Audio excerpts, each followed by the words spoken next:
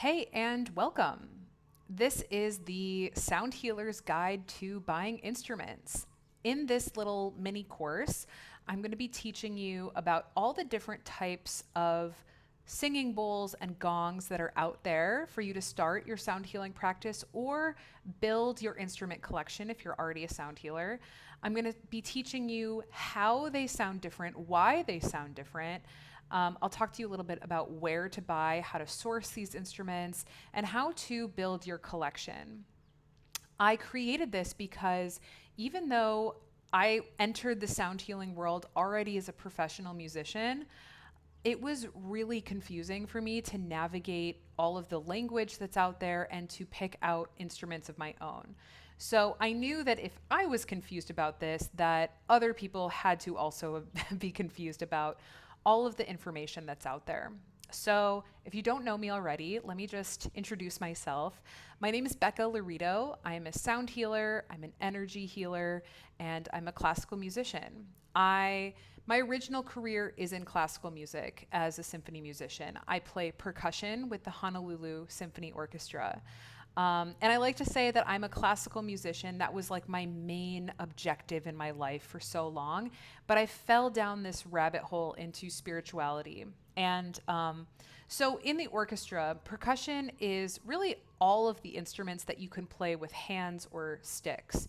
So xylophone, crash cymbals, tambourine, drums, cymbals, and gongs. So I actually play gongs, professionally in the symphony, and I have been for many years now. I've been playing percussion for over 25 years. I studied music in college. I play with orchestras all around the country. So my main job now is in the Honolulu Symphony, but I also play when other orchestras need an extra player with the Philadelphia Orchestra, with the San Francisco Symphony, the LA Philharmonic, the Seattle Symphony, and I kind of bop around and play with other groups as well.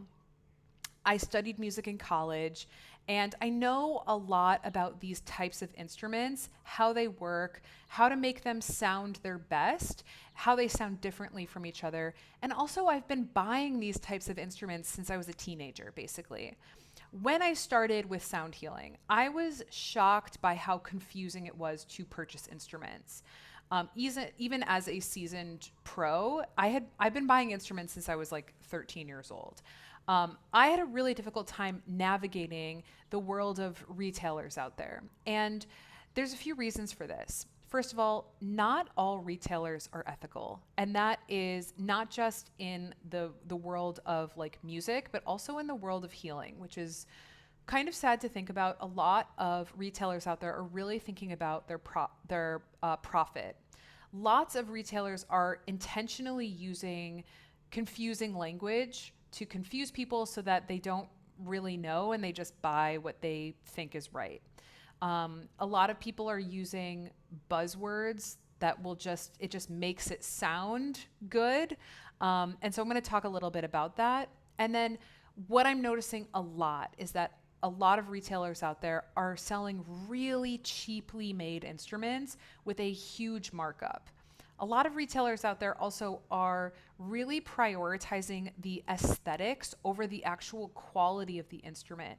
So they look cute, but they don't sound good. And so really my intention with this course is to equip you with the knowledge and the vocabulary to comfortably purchase instruments. I want you to spot when retailers are not being ethical and using terms to trick people. Whether you're buying instruments for the first time or if you're just adding to your collection, this course is really meant to help you understand how everything sounds differently from each other, to give you an idea of what sounds you like and what you want to incorporate into your practice, into your collection. And I also want to talk to you about where you can reliably buy quality and budget-friendly instruments. I'm mostly going to be talking about bowls and gongs in this. These are really the biggest investment pieces, and there's a lot of potential for very confusing language here. And since these are investment pieces, I want to make sure that you go into it with intention and with some education behind it. There are some instruments that I personally would not recommend, but if you already own those instruments, do not worry. I really support always making it work. You can make instruments that aren't like really high quality or aren't the best quality. You can still make them sound good with proper technique. The best instruments are the ones that you already have. If you decide later on that you want to make some changes, selling them secondhand is a really great option. And then you can kind of make upgrades and trade from there. That's something that I'm planning on doing myself. I have my instruments now, but I don't know if these are going to be like my forever instruments. There are some instruments that I bought that have served me well for a period of time. And then after they've lived their life with me, then I will probably sell and then exchange and try some different things out. So yeah, there's lots of like Facebook Marketplace. There's lots of people who are constantly kind of doing this like selling and trading type of thing with their instruments. And I would encourage you to think of that when you're buying your instruments. If you make a big investment and you buy it and you're like, I don't know if I really love this, don't freak out. It's okay. There's a huge market for this. And a lot of people are buying and selling secondhand. If you are interested in improving the sounds that you're making on the instruments, I'd encourage you also to check out some of my other courses. I have some classes on bowls and gongs and drumming just to help you with technique, how to sound really good on these instruments, how to get a variety of sounds on these instruments so that before you really give up on the instruments that you have, you really have tried everything. And then if you're interested, I do have my signature course, which is the Sound Healer Business Accelerator, which is my full 6-month mentorship for sound healers looking to grow and scale their healing practice. One more thing before we dive in is I want to encourage you to really explore what sounds you are drawn to. The sounds that you are drawn to are perfect. Your opinions and your preferences are valid. Your intuition might guide you to something specific, the way something looks, the way something sounds, the way something feels when you hear it. I'm simply here to help show you what the options are and general information about how they sound so that you can do this from an informed and an intentional place. So I see a lot of teachers out there instructing their students to buy a specific brand or a specific type of bowl or a specific type of gong.